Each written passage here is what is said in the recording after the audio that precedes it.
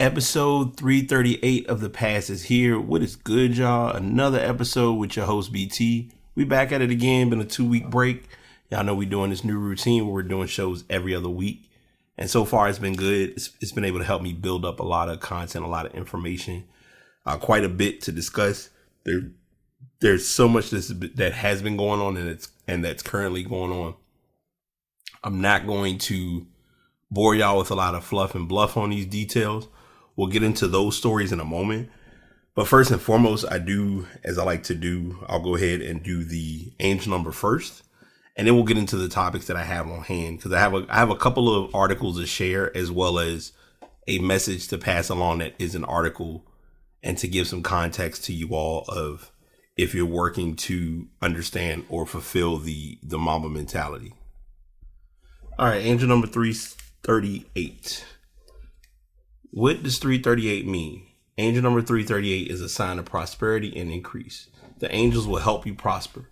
The angels have seen how much work you have been putting in lately and are now ready to bless you.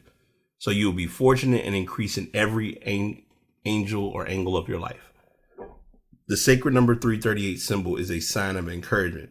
The archangel understands that recently you have been facing discouragement and disappointments. The constant failure has gripped you into a fear of disbelief and worry. Angel number 338 wants you to know that all shall be well.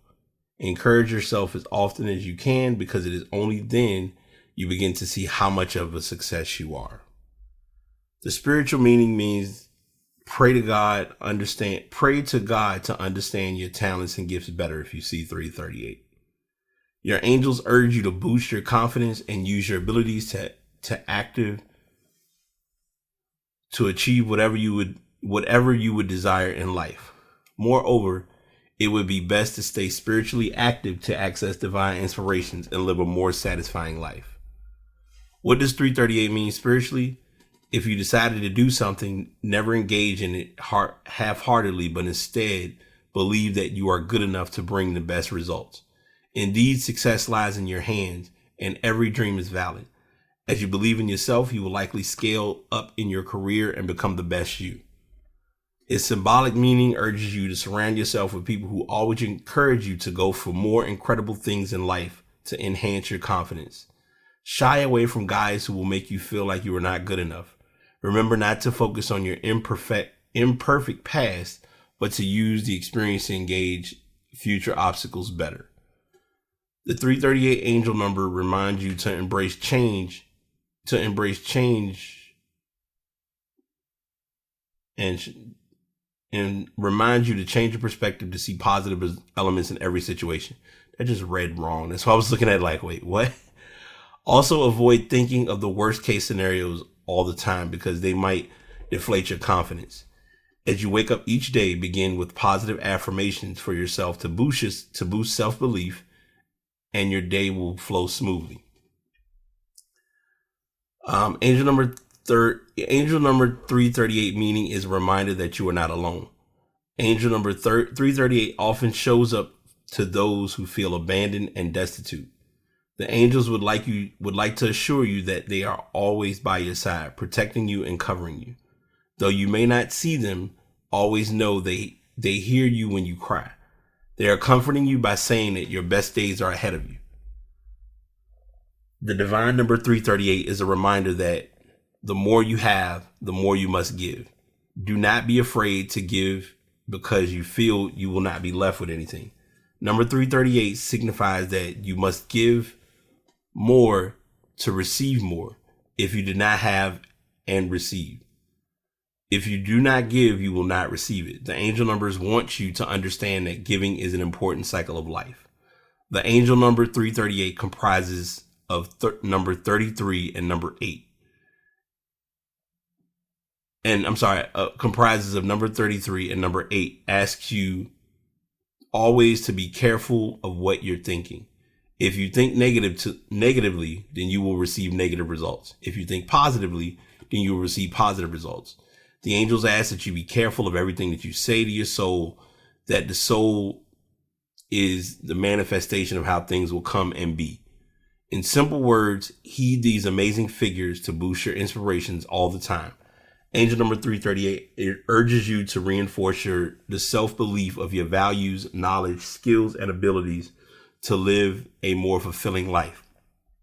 Number 338 is a representation of positivity. Be positive in your thoughts and actions. I can come clean in saying this because, as y'all know, I always do my best to be as real as I can about things on the podcast. I have been accustomed to doing affirmations for myself, and I have a list of affirmations that I read daily, but I can be the first to admit I haven't read them in quite some time.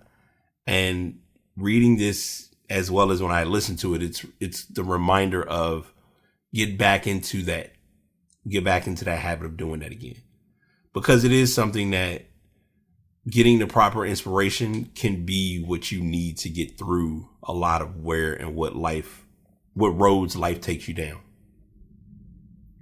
So this angel number is very, very close with me. I mean, each angel number that I read is close, but this one really is like, you have to be cautious and be considerate of your words or considerate of your feelings. Meaning, if you wake up and say, I'm gonna have a bad day, you're asking for a bad day. If you get up and say, I'm gonna have an amazing day, I'm gonna have good people come into my life and give me good, worthwhile pieces of advice, of ways of life, then you're gonna have those things occur from that being said. You just have to really and truly hone in on the terms and the meaning of your word is your bond, or being impeccable with your word is important, whether you realize it or not. Before I go into the first topic of the first story, I talked about this a little bit the other in my last show. If it wasn't the last, one of my episodes, I did talk about the story of Meta and how that's going to be impactful in ways that we don't or may not see yet. I'm bringing that to the forefront because I want people to really pay attention to what's going on around you in the tech world. Yes, Zuckerberg ain't left his role yet. I don't know if it's something that we're going to see happen soon. I would not be surprised if Tim Cook leaves his position with Apple. I don't know why, but companies know what's coming. And when you realize something is coming, you make decisions accordingly. Twitter is the perfect example of this. Jack Dorsey stepped down as CEO of the social media company. He was serving as both the CEO of Twitter and Square. They have confirmed now that Parag Agrawal, who is Twitter's chief technology officer, will be taking over the role. Dorsey was serving as both CEO of Twitter and Square, his digital payments company. Dorsey will remain a member of the board until his term expires at the 2022 meeting of the stockholders. Sales president and COO Brett Taylor will become the chairman of the board, succeeding Patrick Pichette, a former Google executive who will remain on the board as chair of the audit committee. I've decided to leave Twitter because I believe the company is ready to move on from its founders, Dorsey said in a statement, though he didn't provide any additional detail of why he decided to resign. Agrawal, 37, will have to meet Twitter's aggressive internal goals. The company said earlier this year it aims to have 315 million monetizable daily active users by the end of 2023 and to at least double its annual revenue in that year. Agrawal, who has served as CTO since 2017, has been with Twitter for more than a decade. He had been in charge of strategy involving artificial intelligence. Pay attention to these wordings now, because I'm going to get into a lot of this in what I talk about today. In charge of strategy involving artificial intelligence and machine learning, and he led projects to make tweets in users' timelines more relevant to them. Agrawal was also previously tasked with finding a leader for Project Bluesky, a research project launched to establish open and decentralized standards for social media platforms. Dorsey had previously said Bluesky will help social media companies collaborate on how posts are promoted to users and will give users more control over the content they see. Bluesky could also make it easier for the social networks to enforce restrictions against hate speech and other abuse, essentially helping them share the load at a lower cost. Agrawal held research internships at AT&T, Microsoft, and Yahoo before joining Twitter. Dorsey said in an email he published on Twitter that Agrawal has been his choice to lead the company for some time, given how deeply he understands the company and its needs. Dorsey was nearly ousted last year when Twitter stakeholder Elliott Management had sought to replace him. Elliott Management founder and billionaire investor Paul Singer had wondered whether Dorsey should run both of the public companies. Singer's called for Dorsey to step down as CEO of one of them before the investment firm reached a deal with Twitter's management. Elliott said in a statement on Monday News, noting that his collaboration with Jack and Twitter over the past couple of years has been productive. Twitter shares have jumped 85% since Dorsey took over as CEO on October 5th, 2015. Stock has surged 1,566% since its initial public offering on November 19, 2015. This doesn't sound like a lot, but it's a lot. And I want to be sure that I warn you all in saying this in advance. We're seeing tech transition before our eyes. Before he stepped down, really pay attention to the things that Twitter was implementing.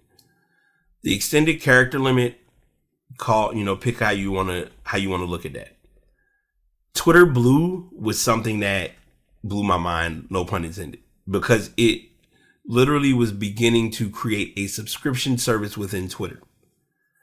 I would not be surprised if other businesses or other social media platforms take action or look into taking action with this role. I don't see Twitter being harmed or impacted by this heavily, but it is something that, to say without saying, we need to really look at, because it's a turn or a change in roles of what and how social media is being used. And this kind of goes into my other topic that I want to talk about that is likely going to take up a lot of this podcast. So I will let you know in advance, this is not going to be our typical, we're going to sit and just kind of freestyle on what's been going on in the world in life. Because I really want to use this episode to really paint the picture and paint the timeline of what we're witnessing and what we're about to witness with the web, or as it's been known, the World Wide Web. When the internet first was designed, or was first brought to the forefront of us being able to see this, it was a very minimal usage or very minimal need in what the web consisted of, or what the web looked like. Prime example, you had sites such as NBA.com, you had Yahoo.com, you had very convenient .com sites that did minimal interaction if necessary. An even greater example of this is AOL. Everything AOL did was interactive and design based, but it wasn't heavily interactive from the users. The user's need wasn't as heavy as it is now and as it's going to be. And I'll get into all of that in a second. And I want to be clear when I talk about this.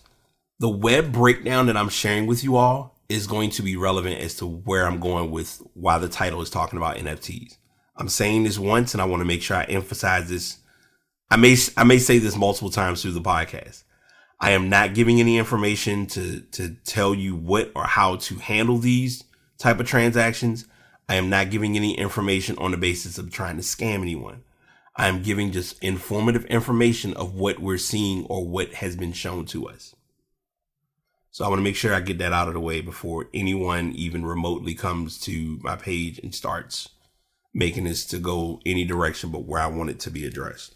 And I have no control over people's comments or thoughts. So there's that factor as well. When Web 1.0 was designed, and I'm going to use some of this article to explain this a little bit, and then you'll see where I'm going with it. The sites included just the main pieces: static pages, content served from the server's file system, pages built using server-side includes or common gateway interface, frames and tables used to position and align the elements on a page. To break that down a little bit clearer, if you went on yahoo.com, you would go to news, you'd click on news, you would get what the news was. There wasn't any interactive involvement with the pages at that time. It was very simple. It was very basic. No one remotely cared about design to that extreme at that time. And that was never a bad thing. That goes into where the frames and tables became important, because anyone who does, and this is somewhat coding a little bit, so I'll explain it on that side. Anyone who knows websites, when you would design a table, before people really understood how to design and make tables, you can make it so that the table looked just like a table would if it was, say, in Excel. But the difference was you had a lot of control over how a table would look. So it would be table rows, table cells, how heavy the space was between things that were written in the table. You had very, very large control over that design factor. And you still have that design factor now. A lot of it's practically done for you with a lot of different site builders that are out there. But just on a basic level, you had that type of a design, and that's where frames and tables come into play. There wasn't really a huge talk or much of a conversation regarding what people known as cascading style sheets or CSS files. That became something later on down the line. Like, it was utilized at that time, don't get me wrong, but it carried a much different impact. So Web 1.0 did its job. It did its thing. It was a great foundation to what the web started as. Web 2.0 would then be based off of user generated content. That's where we're at right now. Web 2.0 is also called the participative social web. It does not refer to a modification to any technical specification, but to modify the way web pages are designed and used. The transition is beneficial, but it does not seem that when the changes occur, interaction and collaboration with each other are allowed by Web 2.0 in social media dialogue as the creator of user-generated content in a virtual community. Web 1.0 is an enhanced version of Web 2.0. Major features of Web 2.0: free sorting of information, permits users to retrieve and classify the information collectively, dynamic content that is responsive to user input, information flows between site owner and site users by means of evaluation and online commenting, developed APIs to allow self-usage, such as by a software application, and web access leads to concern different from the traditional internet user base to a wider variety of users. Going to break this down for you all as well. When AOL first came out and people were using AOL, what they did was, okay, you would be asked what were your interests in different items or different products. And it would say entertainment, music, sports, arts, video games. And it was a multiple list of check boxes you could choose from. What you selected in those check boxes was how you were given pop-up advertisements. A lot of people didn't click on them. A lot of people would naturally close them out. Well, as time progressed, companies started to make pop-up blockers to say, hey, I don't want to get those pop-up notifications.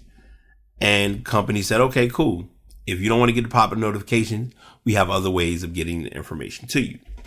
So what the example that I always go back to is going back to the AOL reference. Instead of it being done through a questionnaire, now it's done through your social media usage. So if you go on Instagram and you look at, let's say I look at a Koosh ball, like they have a 3-pack of Koosh balls. I went on Amazon and looked at a Koosh ball, but I didn't buy it.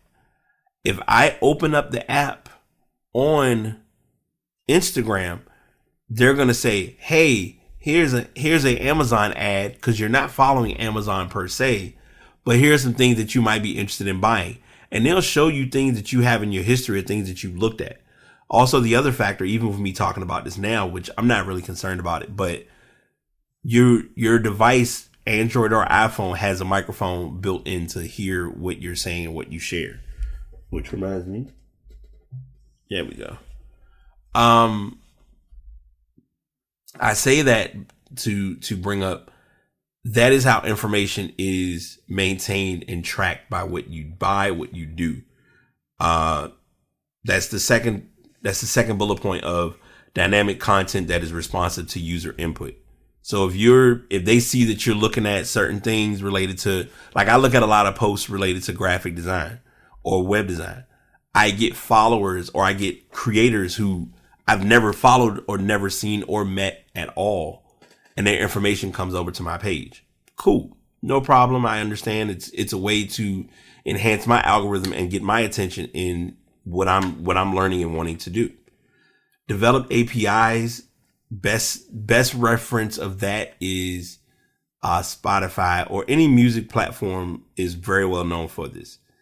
If I go on Spotify and I play I'm Still Standing by Elton John, as I'm playing different songs, they're going to make playlists that will include certain songs or certain references. Like each daily mix that I get on Spotify, at least one of those mixes is going to strictly be a Lofi playlist, because most of the time, as many people know with me, I'm guaranteed to listen to or play Lofi, because that has become my outlet or my listening space of just good music that I need to get through whatever it is I'm working on, whether it's design based, whether it's content based, whatever the case may be. So the access, and like I said, web access leads to concern different from the traditional internet user base to a wider variety of users, because now the internet has to be based off of where a person is using the internet. So if I'm browsing in Virginia versus me browsing in California, it's going to look totally different. Even down to an example that I always hear and I always notice is two people can be right beside each other using an app, aka Facebook. And if they use Facebook, they can both be looking at suggested friends and will get different suggested friends. Some ways they can integrate the suggested friends to be each other because of how close their devices are to each other. So that's something to consider and think of as well. The social web contains a number of online tools and platforms where people share their perspectives, opinions, thoughts, and experiences. Web 2.0 applications tend to interact much more with the end user. As such, the end user is not only a user of the application, but also a participant by these 8 tools mentioned below. And the first 4 apply with me. A lot of this I kind of am involved with, and I'll explain. Podcasting, blogging, tagging, curating with RSS, which RSS, if you don't know, I'm going to explain RSS after I finish going over these. Social bookmarking, social networking, social media, need we say more, and web content voting. So RSS is a way to get the news or get information without all of the fluff. I mentioned this as one of these tools. Podcasts, for people to upload a podcast through a platform, they will share it or submit it they have to provide an RSS feed.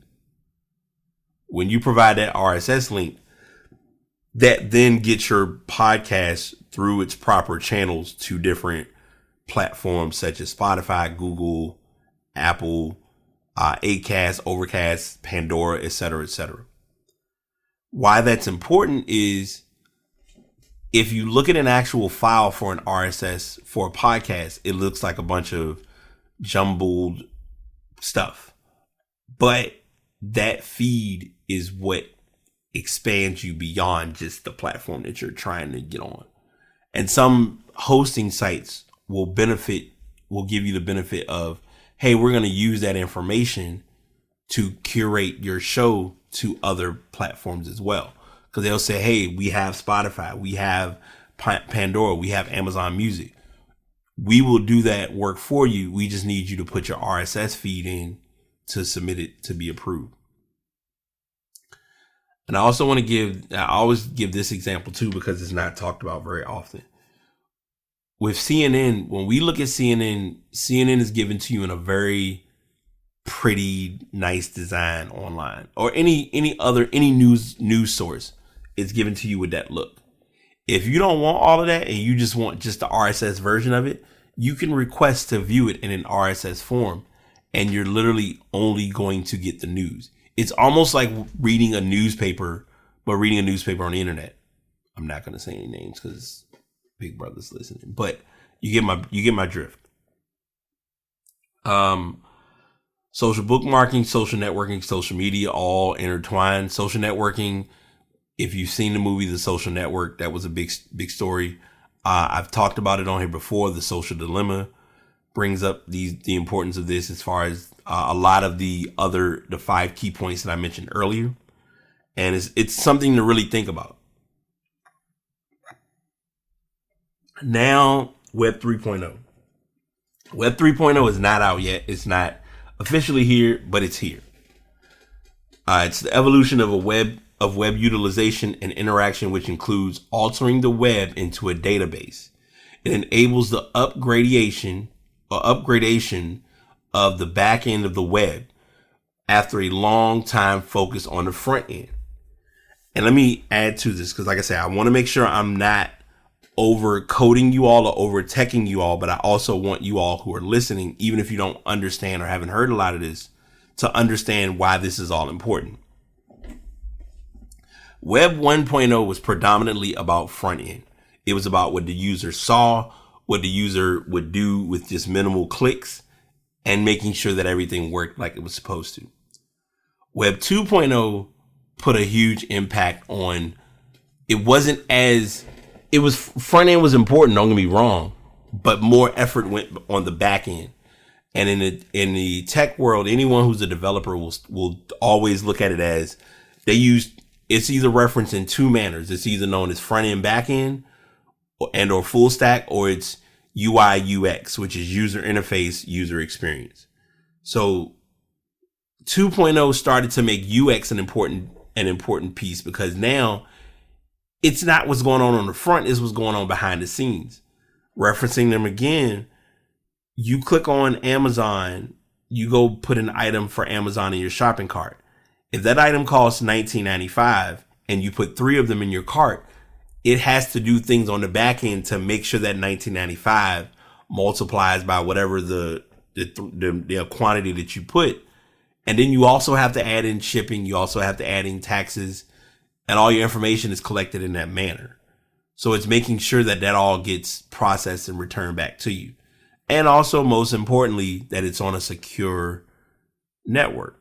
But being on a secure network also then puts the risk of, okay, it's secure to people not being able to get to it, but it's also not secure because you have the information and can do whatever you want with it. Just putting that out there.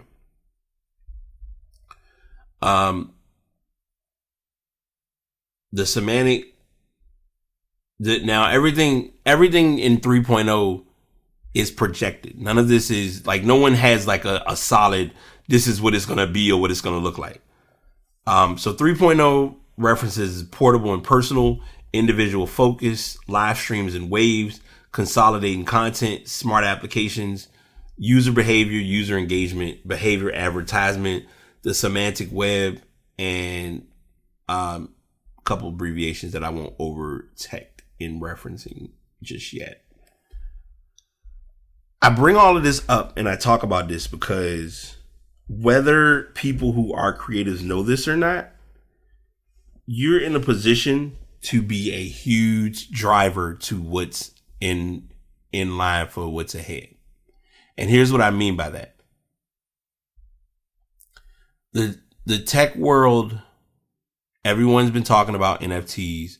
We've heard about Bitcoin, we've heard about the blockchain, we've heard about all of those different terms and references. The value of the dollar has changed on a much deeper level than we realize, because the dollar doesn't have the dollar value. Like I had to kind of process for a second myself, like the other day when I went to get like a bottled soda, like just a regular 16 ounce. And I'm like, wait a minute, this bottle is like almost $3. And it's one of those tough priorities of just like what's made inexpensive and what's made pricey. But it is what it is. So, take it how you want to take it. But NFTs, which stands for non-fungible tokens, because I want to really unpack this and really talk about it on a very deep level with you all, because it's important to really not just whisk by what this entails or what this looks like. But non-fungible tokens are any form of a digital, anything that is created in a design manner and can be placed with a value, but it's not something that can be recreated. Here's what I mean by that, because I know I kind of explained that very bad, and I want to make sure that I give like a solid definition for you all to understand too, because it's talked about, but it's not talked about enough, and I don't like that it's not. I'm going to get an article now because I want to make sure, like I said, I want to really unpack this and share it with you all in as simple as a manner as possible without it going over anyone's head.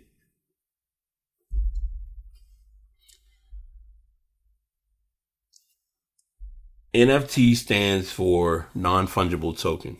That doesn't make it any clearer. Non-fungible more or less means that it's unique and can't be replaced with something else. For example, a Bitcoin is fungible. Trade one for another Bitcoin and you'll have exactly the same thing. A one-of-a-kind trading card, however, is non-fungible. If you traded it for a different card, you'd have something completely different. You gave up a Squirtle and got a 1909 T206 Honus Wagner, which Stadium Talk calls the Mona Lisa of baseball cards. How do NFTs work? At a very high level, most NFTs are part of the Ethereum blockchain. Ethereum is a cryptocurrency like Bitcoin or Dogecoin, but its blockchain also supports these NFTs, which store extra information that makes them work differently from, say, an ETH coin. It is worth noting that other blockchains can implement their own versions of NFTs. NFTs can really be anything digital, such as drawings, music, your brain downloaded and turned into an AI. But a lot of current excitement is around using the tech to sell digital art. I don't think, let's see. So this kind of gives like the light / quick overview. I'm going to add it and go to another level because this is the example that always comes to mind. And they referenced this earlier in this article. When you look at sports highlights, to an everyday person, it's just an NBA highlight. Back in the day, literally people collected baseball cards and they had a very high value to them. And some would go upwards in the hundreds, if not thousands.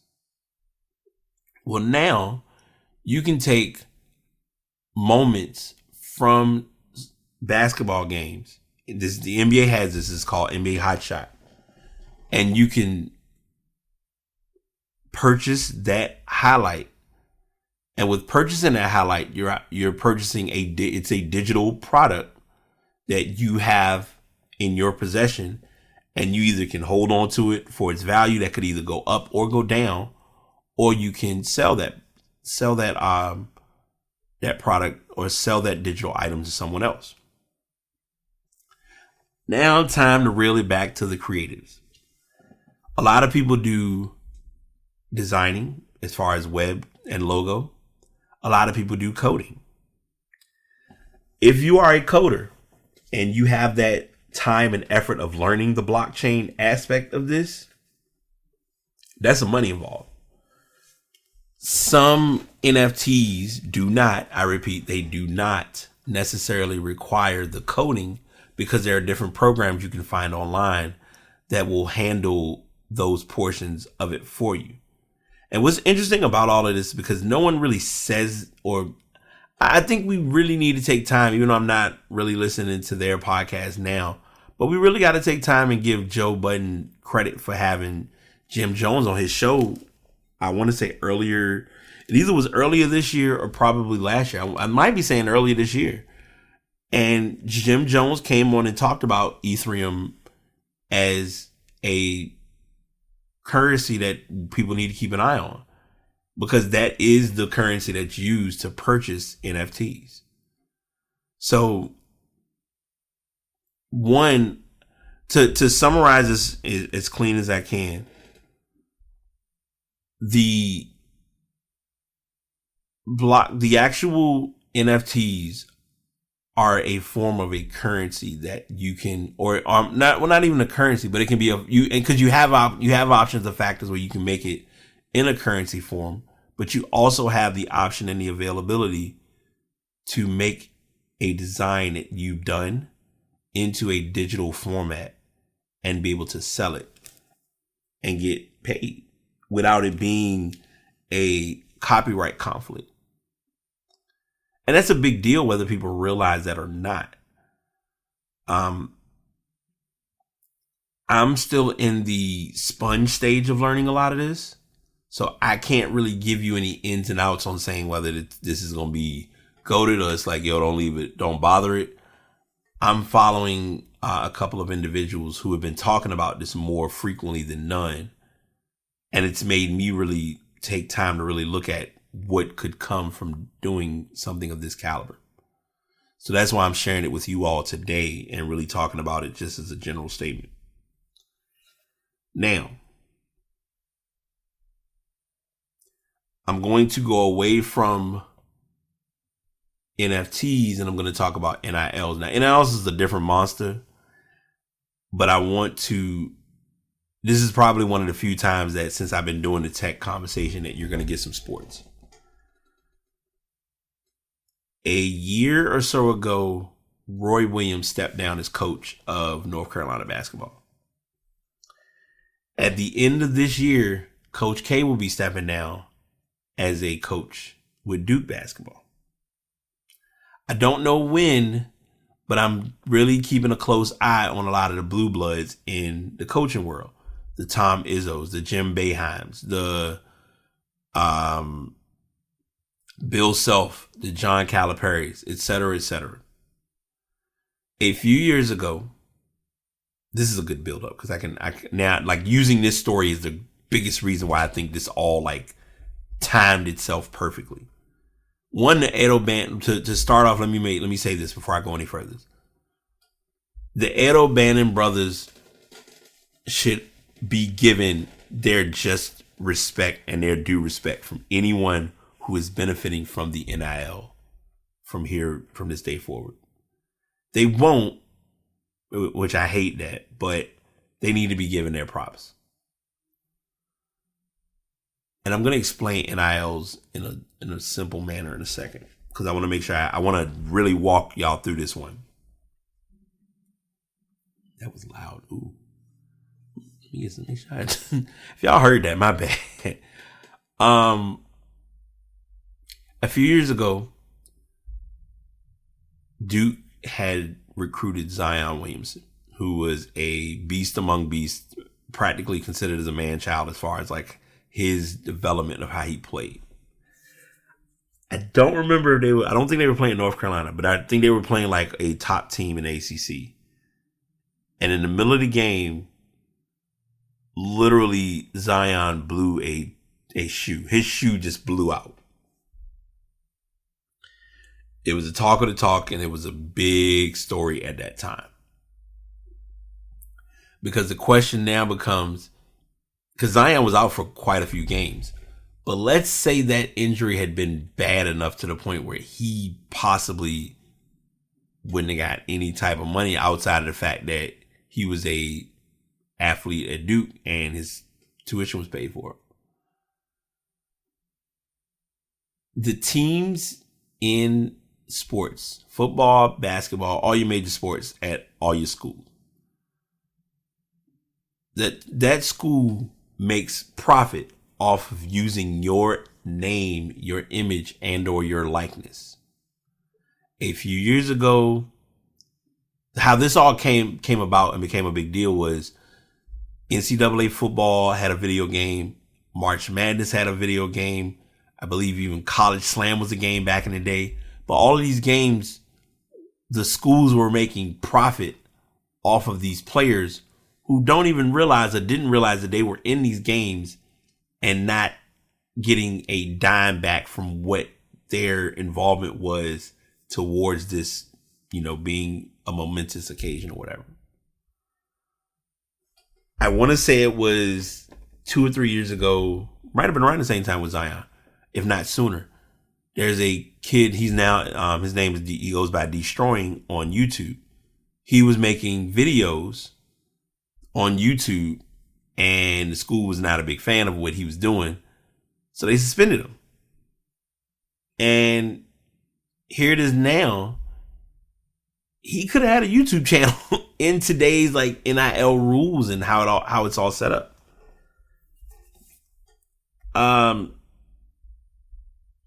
The article I have gives a little bit of information about this, but I'm gonna paraphrase a little bit from what they're saying and kind of just give you an overall view. Said athlete attends said school. Said athlete has an opportunity to get a endorsement and or sponsorship from said company. Said company offers this amount of money. Said student says, I accept.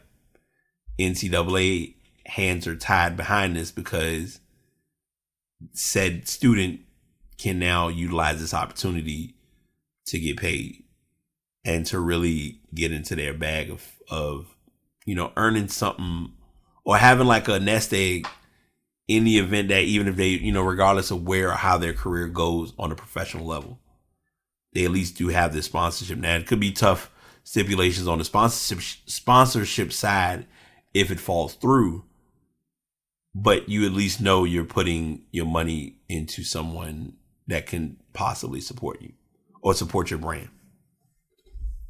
Quickest example I have of this, Paige Bueckers. I believe we talked about her story a few weeks ago where she got a deal with StockX for she became a face on StockX brand, which I think was huge.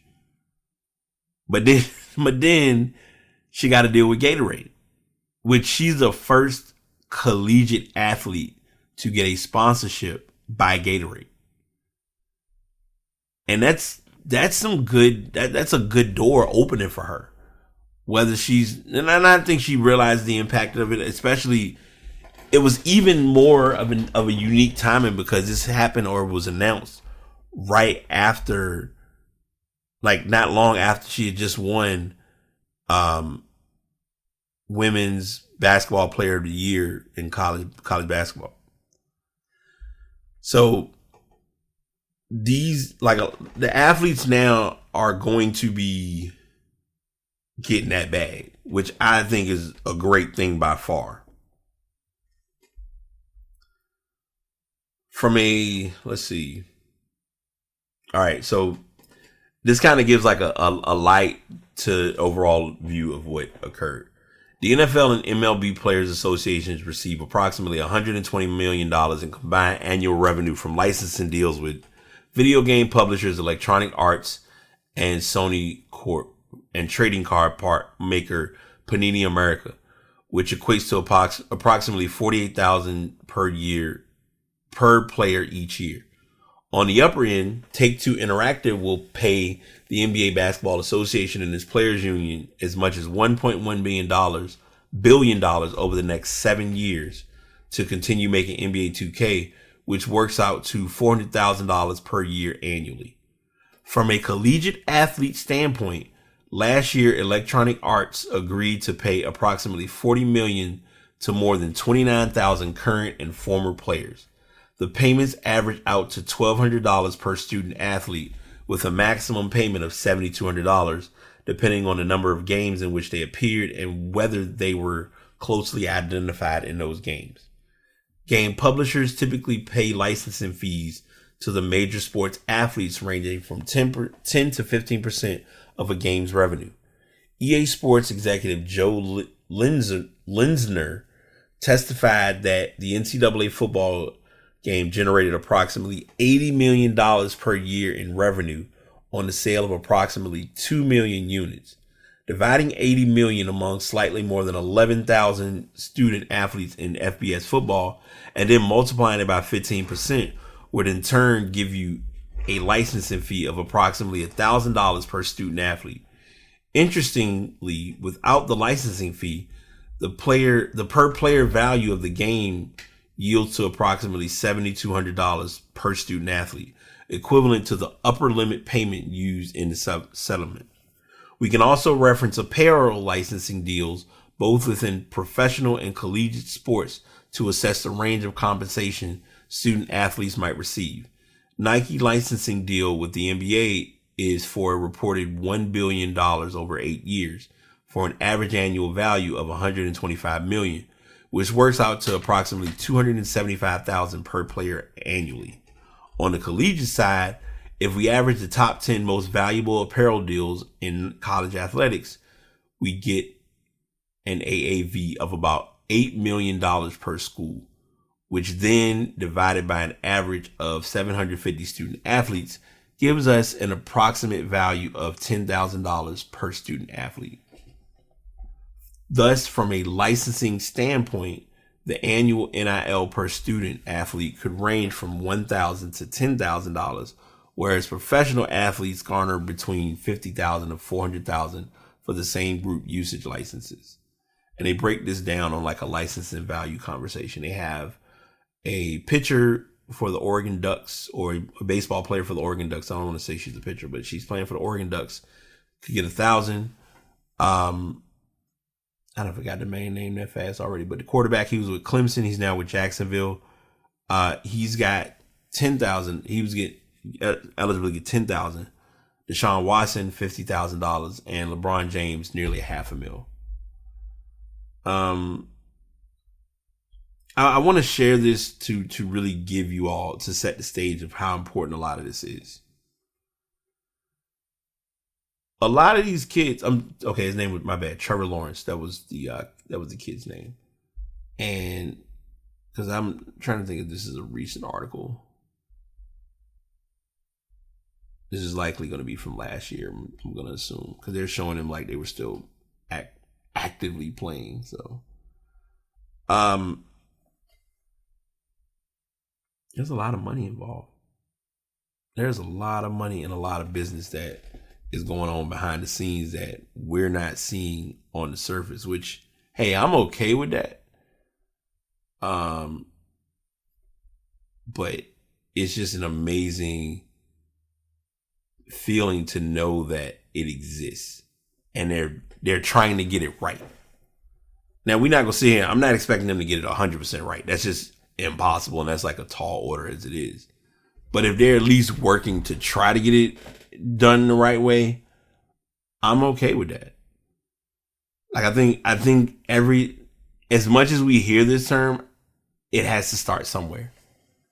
And I think this is like the best start to them getting it going in the right direction to make sure that these kids are given some type of an incentive outside of, yes, you're getting the full scholarship, and that's nothing. That's not mild. That's not to be taken mildly whatsoever. Let me be perfectly clear. But if a school is using your likeness and, it's other factors involved, there should be some type of a recoup from that.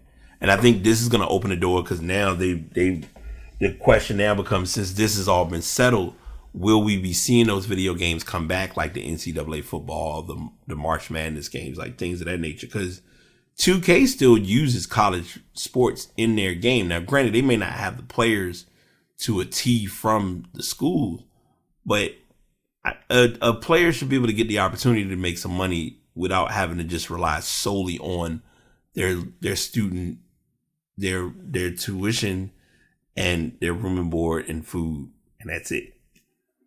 It's just something to look at and think about. Before we wrap up, I don't know if I've shared this before, and I'm not sure, but I wanted to share what ways to help boost your career, and doing so by applying what I've gravitated to love, or gravitated to learn, of the Mamba mentality. I'm going to read the quote, and then I'm going to read the 11 tips that he shared. Greatness has no limitations of industry. If you are going to do something, be great at it. That's what Mamba mentality is. I haven't shared it in a while, but I always like to remind you all, the Mamba mentality is a constant quest to be the best version of oneself. You have to, as hard as that might sound, you have to know what oneself looks like and how to be better in being that self, or being that person, and not being it. It's the vulnerability factor that's the make or break. At least in me observing that. So that's something to consider and to take into account with working on building and growing the Mamba mentality. But these are 11 tips that I want to share. I may throw something in as an added personal pass the message after this. Here are the 11 things that made him so great in his career. You can read this full article, and it breaks down everything specifically. Number 1, maintain a commitment to hard work and excellence. 2, always stay curious. 3, be your authentic self. Let me repeat 3 again. Be your authentic self. I cannot emphasize that enough, because we try to be somebody that we're not, and it ain't us. Be you and be great at being you. Share your knowledge. Number 4, share your knowledge. Number 5, pay attention to details. 6, every day is a competition with yourself. 7, live your passion. 8, and 8 is going to be one that I'm going to really hone in on, possibly for passing message. I have a message. I kind of shared it as a quote, but I'm going to share this as a message too. Understand empathy. 9, handle adversity with resilience. 10, embrace failure. And 11, greatness requires sacrifice.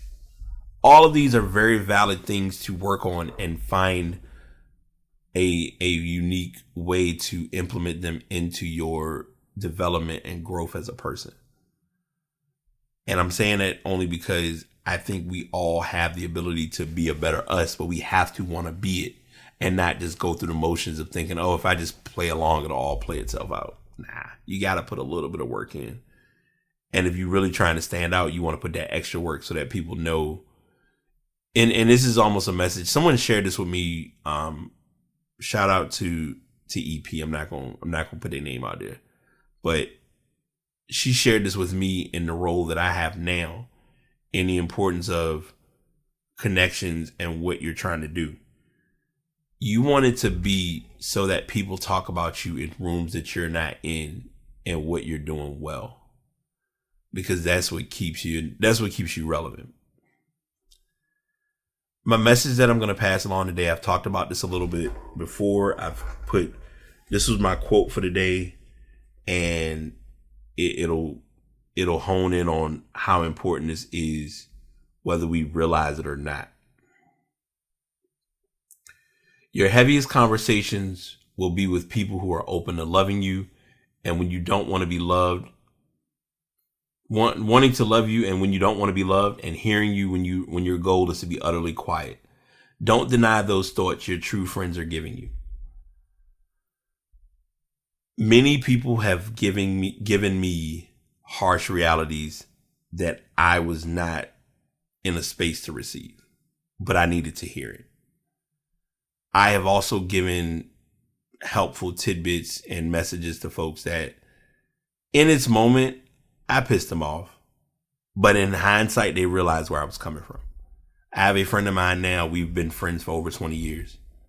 Matter of fact, I can say this about two of my friends. They will come to me and ask for advice or talk about something. And it's not that I'm giving them the I don't want to hear it, and it's not even that serious type of thing. It's more so you came to me for a perspective or a conversation. Here's how I'm looking at it and what would make sense to do or possibly give a try towards. And in the moment, they're mad at me for a minute about it. Like, man, can't believe you said that. Oh, that's not what I wanted to do. Like, it comes down to people would prefer to hear what they would like to hear instead of actually hearing the truth. And we sometimes, we hear the term the truth shall set you free. But some people aren't ready to be set free. They would like to stay right in them chains and stay right in that realm of give me the bare minimum and don't add anything more that I don't need.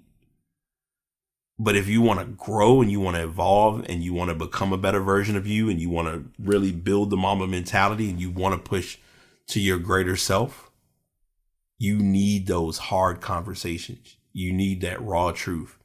You need someone that's not going to be as hand-holding, but more pushing you to know that you can get to that next level. And that's what separates a lot of connections in life without us knowing it. So my message I want to share, if I didn't say it already, is value the conversations you get even when you're not ready to hear them. Because they're going to hurt. Good conversations are meant to hurt you, not help you. It's meant to develop you. It's meant to make you a better you. It's meant to put you in the line of knowing, like, it's game time. Let's make it happen. And in its initial moment, it's going to sting. It's supposed to sting.